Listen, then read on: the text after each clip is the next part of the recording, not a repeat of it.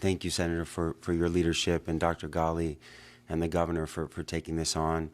And to all the advocates and people who've weighed in, I had the opportunity to read through many of the letters, and there are strong and powerful testimony as to how we can improve on this and how we can build it over time.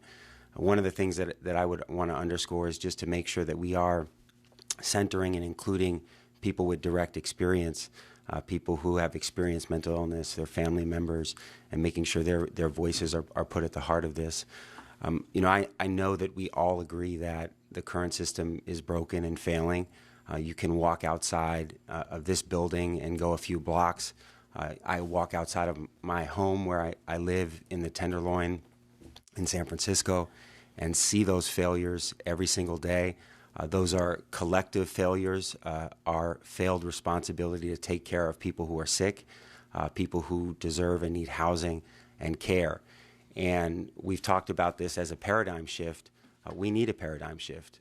A paradigm shift is overdue. What we see across our state is when you have people who we are failing to provide care and housing for, too often the only place that they receive anything at all or any attention from us is jails and prisons.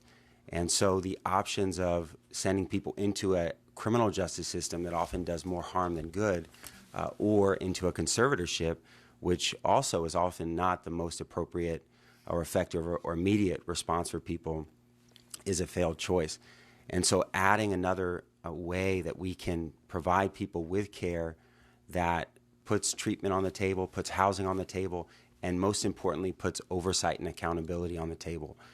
One of the things that we've seen in San Francisco, and this is an issue that I took on, I came here from County Board of Supervisors, and the first issue that I worked on was revamping our mental health care system, our behavioral health care system, in a system that now is called Mental Health SF. And we poured hundreds of millions of dollars into this new approach.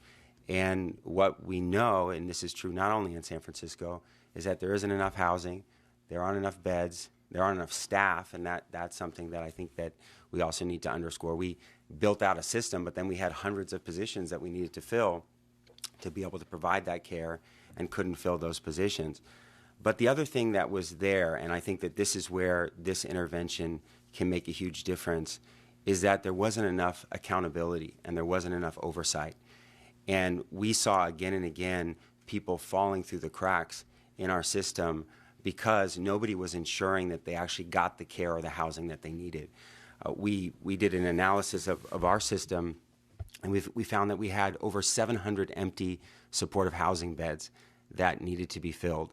And there were delays, and there was processing, and there was all these different excuses as to why it wasn't happening. But at the end of the day, it was because nobody was accountable, and nobody could say, put this person into housing right now, or there are going to be consequences. And that's not something that as a member of the County Board of Supervisors, and certainly many of the counties respectfully aren't going to like that aspect of it.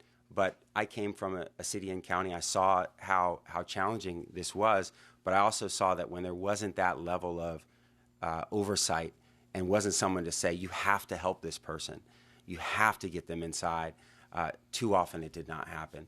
So we can say that there needs to be more housing, there needs to be more beds, there needs to be more care, but we also need to make sure that when somebody needs help, that we don't engage in bureaucratic, systematic indifference and fail them as a result. So I believe that this model can help, that it can work. It will take a lot of work together to build it out, to partner with it, and to build the resources to make it successful. I do want to ask just a couple quick questions. One is, we've heard about again and again from the counties, and now putting my county hat back on in a more understanding way. There are challenges around resources, and I think they're right to say, for some counties they may be able to do this. For others, they don't have the access to beds or support or staffing. Is there an approach within this that can allow for an acknowledgement that counties are at different stages? Is there a phased-in implementation? How do you account for some of the unevenness that exists out there, and I think it's leading for people to feel that maybe a pilot program is better. I don't support that. I think we do need to build this statewide, but how does the implementation work, and particularly in understanding that counties are in different places?